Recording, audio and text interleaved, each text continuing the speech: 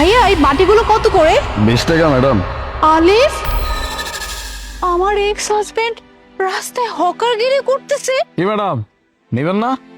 হ্যাঁ হ্যাঁ, এক মিনিট, আমার চোখে একটু ময়লা গেছে তো। হ্যাঁ, আমি বাটি নিব। আপনি আলিফ না? আপনি আমার নাম জানলেন কেমনে? আমি আপনাকে চিনি। কেমনে চেনেন আমারে? আপনি আমার বান্ধবীর হাজবেন্ড, আমার বান্ধবী মুনা। তো মুনার থেকে আপনার সম্পর্কে আমি জেনেছি। ইভেন মুনার সাথে যখনই দেখা হতো শুধু আপনার কথাই বলতো। আপনাদের অনেক ছবি, আপনারা যেখানে সেখানে ঘুরতে যেতেন, ওই সব ভিডিও ছবি সব কিছু আমার সাথে শেয়ার করতো। আমার বেস্ট ফ্রেন্ড ছিল, তো সেই সুবাদে আমি আপনাকে চিনি। বুঝছি, মুনার বান্ধবী আপনি। ঠিক আছে, কয়টা দিমু আপামনি? হ্যাঁ আমি নিচ্ছি, কিন্তু আমি একটা কথা জানতে চাই। মানে কথা হচ্ছে, আপনার তো গার্মেন্টস ছিল তাই না? আপনি একজন গার্মেন্টস এর মালিক হওয়া সত্ত্বেও আপনি রাস্তায় এভাবে হকারগিরি করতেছেন।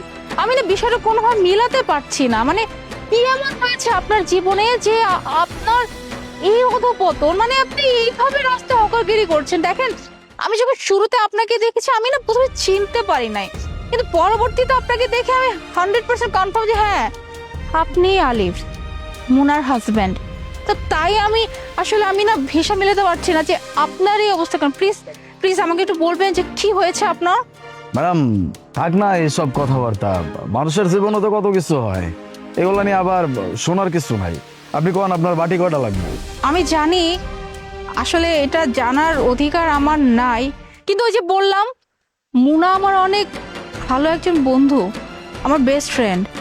আর সব থেকে বড় কথা কি জানেন, মুনা কিন্তু আপনাকে অনেক ভালোবাসে। মুনা সবসময় না আপনার নামে অনেক কিছু বলতো আমাকে। ও যখনই আমার কাছে আসছে শুধু আপনারই গুণগান গাইতো। আর এর জন্যই না আপনাকে এই অবস্থা দেখে আমার না কেমন যেন কিউরিসিটি লাগতেছে যে আপনি এত বড় একজন বিজনেসম্যান হওয়া সত্ত্বেও আপনি এইখানে হকারগিরি কেন করতেছেন। প্লিজ আপনি একটু বলবেন যে আপনার কি হয়েছে জীবনে যার জন্য আপনার এই অবস্থা। মানুষ পাপ করলে সেই পাপের শাস্তি পাইবো, এটাই তো স্বাভাবিক না? অনেক বড় পাপ করছিলাম ম্যাডাম জীবনে, তার শাস্তি ভোগ করতেছে আর কি, আর কিছু না। কি পাপ? আমি যতটুকু, মানে আমার বান্ধবী যতটুকু আমাকে বলছে, আপনি অনেক ভালো একজন মানুষ, আপনার মনটা অনেক ভালো। আর আপনার মতো মানুষ যে পাপ করার মতো কোনো কাজ করবে, এইটাও আমি মানতে পারছি না। আপনি একটু বলবেন কি হয়েছে আসলে। আপনার বান্ধবী মুনা আমরা খুব ভালোবাসতো, এটা তো আপনিও জানেন। আমাদের সংসারটাও খুব ভালোই চলতেছিল।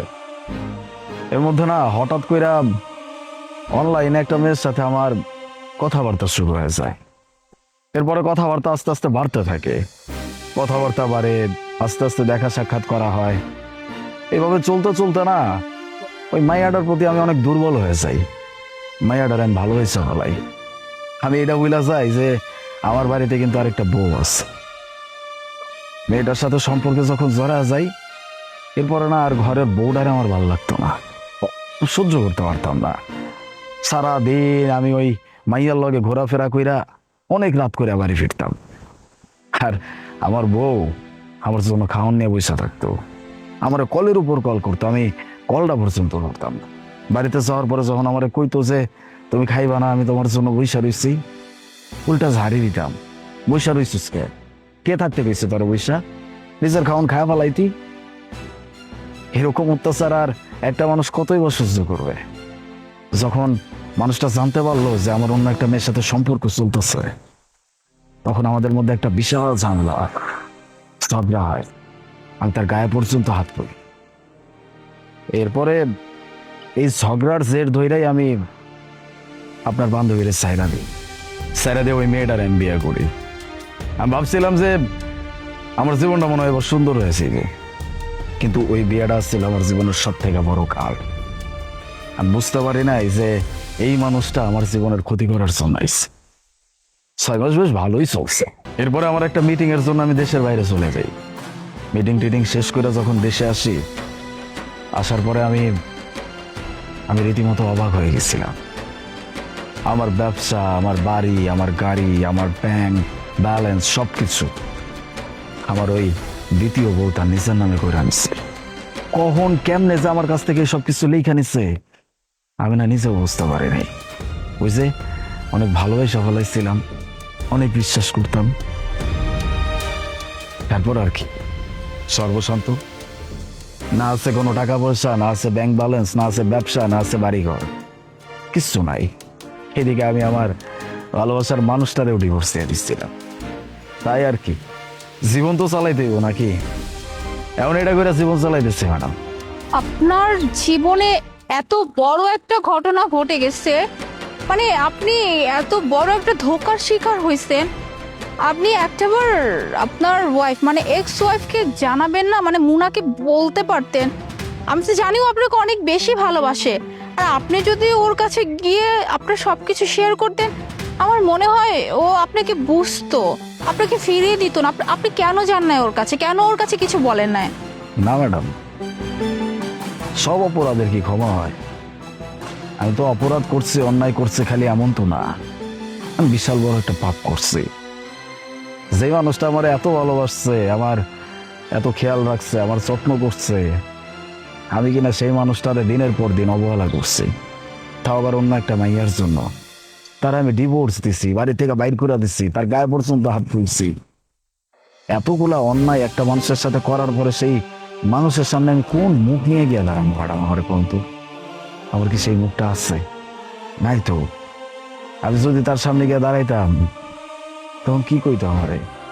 ও আজকে তো সর্বশান্ত হয়ে গেছো, আজকে তোমার আশেপাশে কেউ নাই, এই জন্য আমার কথা মনে পড়ছে। দরকার নাই। আর তাছাড়াও আমি তার সাথে যা করছি, এটার পরে একটা মানুষের জন্য মনে শুধু ঘৃণারই জন্ম হইতে পারে, ভালোবাসার জন্ম হইব না ম্যাডাম।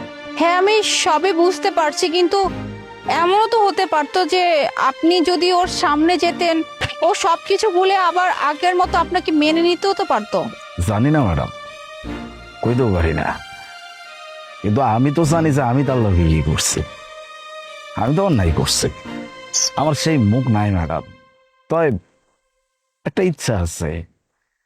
এত বড় অন্যায় করছি, আমার জীবনের আজকে এরকম পরিণতি, আমি না তার যদি জীবনে কোনোদিন চোখের সামনে পাই, আমি তার কাছে মাফ চাইতে চাই। মাফ যে পামো এটার আশায় না, মনে একটু শান্তি পাবো আর কি, এই তো। তো ক্ষমা চেয়ে নাও, তোমার সামনেই তো দাঁড়িয়ে আছি। মুনা, হ্যাঁ আমি। মুনা,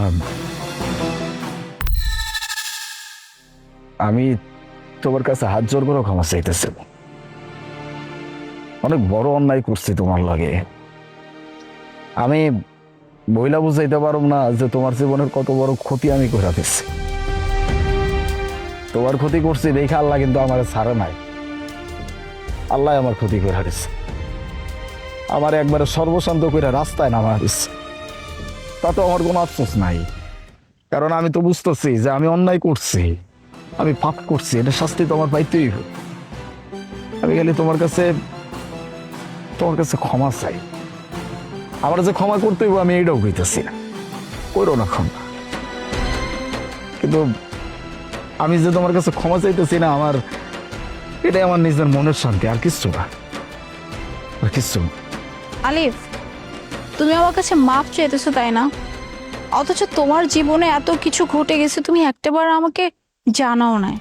আমি তো তোমাকে ভালোবাসি, তোমাকে ভালো করে জানতাম যে তুমি ছাড়া আমার জীবনে আর কেউ নাই। তুমি আমার শুরু ছিল, তুমি আমার শেষ, এর মাঝখানে আর কেউ আসতে পারবে না, আর কেউ আসার চান্সও নাই।